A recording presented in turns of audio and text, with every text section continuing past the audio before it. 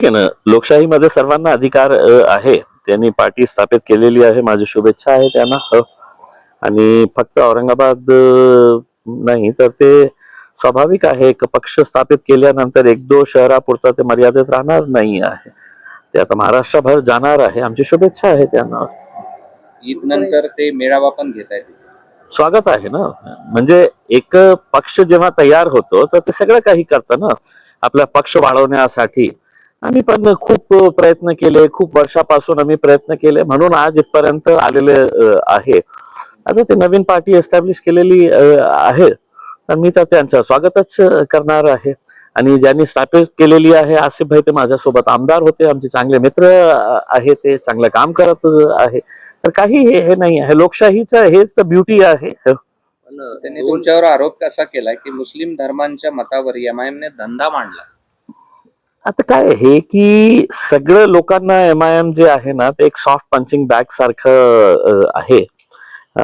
आणि राजनीतीमध्ये अशा प्रकारचे बिनबुडावेचे आरोप होतच राहतं. माझ्यावर कशा प्रकारचे आरोप झाले होते हे सगळ्यांना माहित आहे. तरी सुद्धा 2 नंबरचा पक्ष भारतीय जनता पार्टीच्या नंतर एमआयएम पक्ष झाला या शहरामध्ये. 33 कॉर्पोरेटर्स आम्ही निवडून आणलं. तर अशा प्रकारचे आरोप जे आहे ना तर कोणी कोणाच्यावरही करू शकतं. मी काही बोलू शकतो, बोलण्यासाठी काही नाही है. जबान चलाने में कोई ये नहीं है. उसमें काही तुमचे पुरावे असेल, काही तथ्य असेल तर लोक ही स्वीकारतील. पण लोकांनाही कळलेलं आहे की अशा प्रकारचे आरोपांमध्ये काही सत्यता नाही. पण तुमचा मुस्लिम म्हणजे तो आणखी एक पक्ष आला आणि 2 मुस्लिम वोटांचं हे झालं ध्रुवीकरण, तर साहजिकच विरोधकांना फायदा होईल आणि तुम्हाला याचा फटका बसणार नाही का? तुम्ही असं काय समजतं की एमआयएम पक्ष जे आहे ते फक्त मुस्लिम मतांचा?